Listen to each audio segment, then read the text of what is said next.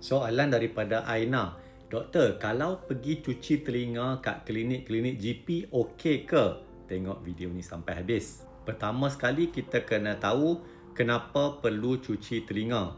Dan cuci telinga itu tidak boleh dibuat oleh pesakit sendiri.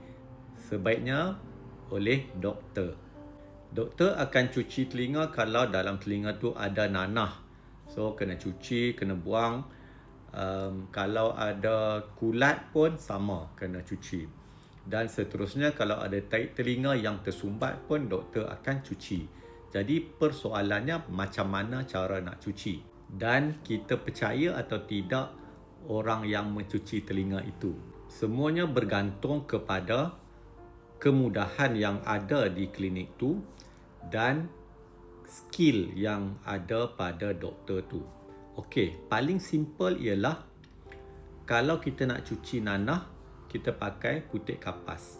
So, keliling tu, sapu keliling dalam lubang telinga tu untuk menyerap nanah tersebut. So, mungkin kena buat beberapa kali sampai dia kering. Itu yang paling simple. Yang kedua ialah menggunakan mesin untuk menyedut. Ada pakai tube dan ada macam suction macam besi ataupun plastik untuk sedut di dalam telinga. Biasanya kita akan pakai lampu direct vision, headlight, kita tengok dan kita sedut. Biasanya boleh guna untuk menyedut nanah, menyedut kulat dan menyedut tahi telinga. Lagi satu ialah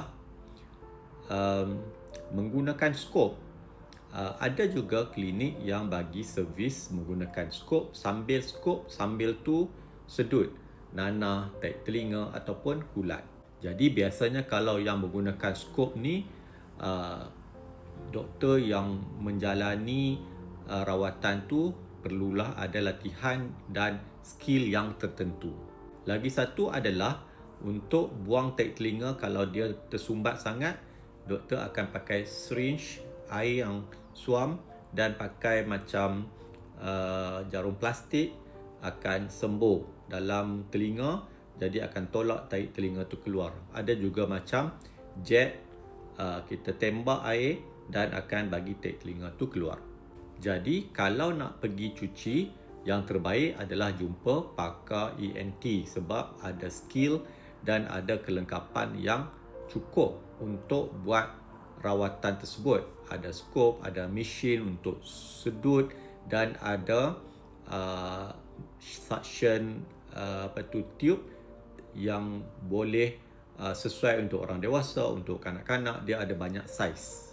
Tetapi kalau klinik swasta, GP, doktor, medical officer tu pernah ada training dengan klinik ENT mungkin dalam jangka masa yang lama.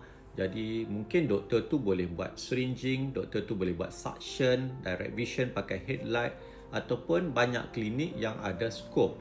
Jadi kebanyakannya klinik yang macam ni mungkin anda boleh tanya dulu dekat kaunter ada tak perkhidmatan ini dan macam mana doktor tu untuk boleh tak menjalani rawatan tersebut. Kalau boleh, jadi tak ada masalah, boleh cuba jumpa doktor tu.